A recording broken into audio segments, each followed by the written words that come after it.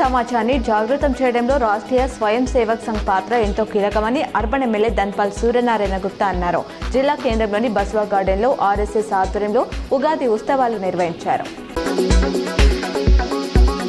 రెంజల్ మండలంలోని బోర్గం గ్రామంలో ఉగాది సందర్భంగా నిర్వహించిన కుస్తీ పోటీలు రసావతారంగా సాగాయి. రెంజల్ మండలంలోని దూపల్లి జిల్లా పరిషత్ పాఠశాలలో విద్యార్థులకు కంటి వైద్య పరీక్షలు వైద్య నిపుణులు నిర్వహించారు.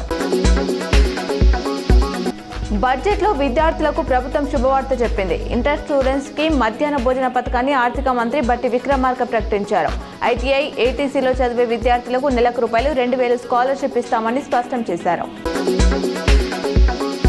కాంగ్రెస్ ఇచ్చిన 6 గ్యారెంటీలకు చట్టబద్ధత కల్పించాలని డిమాండ్ చేస్తూ గన్ పార్క్ వద్ద బీఆర్ఎస్ ఎమ్మెల్యేలు, ఎమ్మెల్సీలు నిరసనకు దిగారు. అమరవీరుల స్తూపం సమీపంలో ప్లాకార్డులతో హరీష్ రావు, కేటీఆర్తో పాటు పలువురు ప్రజాప్రతినిధులు ఆందోళన చేపట్టారు. అక్కడి నుంచి ప్లాకార్డ్స్ పట్టుకుని అసెంబ్లీకి వెళ్లారు. గల్ఫ్ యుద్ధం పంటలపై ప్రభావం చూపుతుంది. దీనితో నిజామాబాద్ మార్కెట్ యార్డులో పసుపు ధరలు పడిపోతున్నాయి. యుద్ధం సాకుతో వ్యాపారులు ధరలు తగ్గించేస్తున్నారు. ఎంఎస్పీ ధర 12,500 ఉండగా 11,000 దిగువకు పడిపోయింది. ప్రస్తుతం 8,500కు కొనుగోలు చేస్తున్నారు.